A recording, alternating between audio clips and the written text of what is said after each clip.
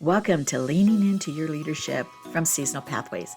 I'm Robin Stevenson, the CEO and founder of Seasonal Pathways. And here's what I really want to share with you today. Over the past few weeks, we have been emphasizing the need for clear, effective communication in your leadership of an early care and education program. It is the number one most important thing for you to really get a handle on if you want to be successful. So, what do we mean by effective? Well, basically, what we're saying here is if you have effective communication, you are able to convey the roles and responsibilities that each person has in your organization.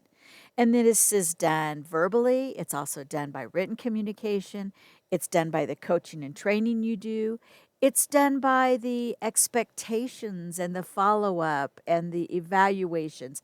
All of those things communicate your effectiveness as a leader. When you hire somebody and have responsibility for the oversight of their work, and when you are with them on a day to day basis, even if it's in a more professional atmosphere, not their home, say, or in a girlfriend's chit chat kind of situation, there are specific outcomes that you want your communications to have.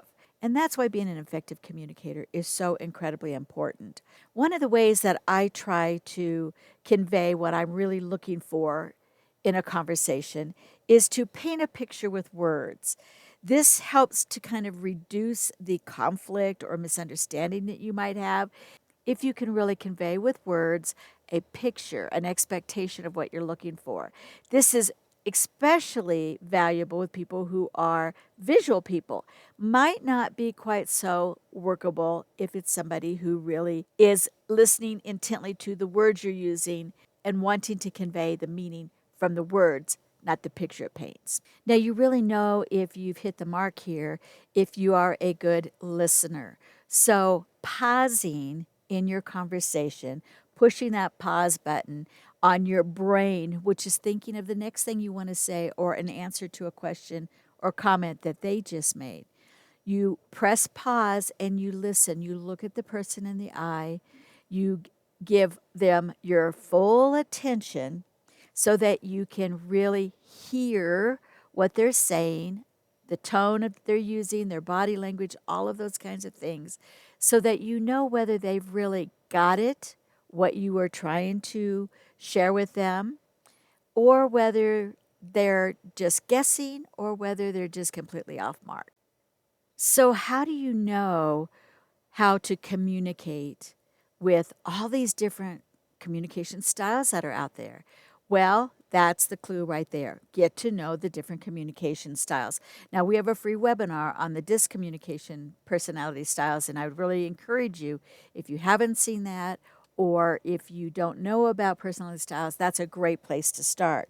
People hear you. They hear your words. But how many times have you said, man, they're not even listening to me? You spent a whole bunch of time sharing something that's important to you with them, and you don't feel like you were heard, and you probably weren't. And that's because they hear differently.